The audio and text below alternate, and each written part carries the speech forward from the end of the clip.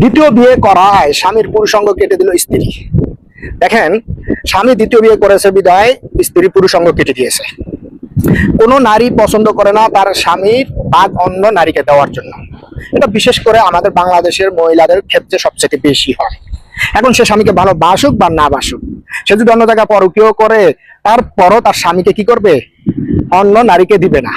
এটা হলো আমাদের নারীদের মহিলাদের খাসলত, আমাদের বাংলাদেশি মহিলাদের খাসলত। আসলে আল্লাহ রাসূল সাল্লাল্লাহু আলাইহি ওয়াসাল্লাম বলেছে পুরুষদের জন্য 4টা পর্যন্ত বিয়ে করা জায়েজ এবং কি আমাদের জন্য সুন্নাত। কেন?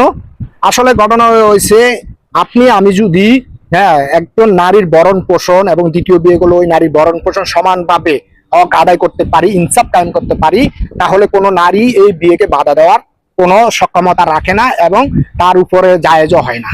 কারণ আমি ইনসাফ কায়েম করতে পারবো, এই কারণে আমি বিয়েটা করতে পারবো। আর যার ক্ষমতা আছে সে যদি দ্বিতীয় 4টা পর্যন্ত বিয়ে না করে, এটাই তার জন্য অপরাধ। কারণ আল্লাহ রাসূল সাল্লাল্লাহু আলাইহি ওয়াসাল্লাম হাদিস বর্ণনা করেছেন। এখন আমাদের মা বোনরা কি করে? স্বামীকে সেই জিনিসটা করতে দেয় না। স্বামীর ক্ষমতা আছে তারপরেও করতে দেয় না। আবার অনেক পুরুষ আছে তার কোনো সক্ষমতাই নাই, সে কিন্তু দ্বিতীয়বার বিয়ে করে ফেলে। কারণ প্রথম স্ত্রীর হক আদায় করতে পারে না, কিন্তু বিয়ে করে ফেলে।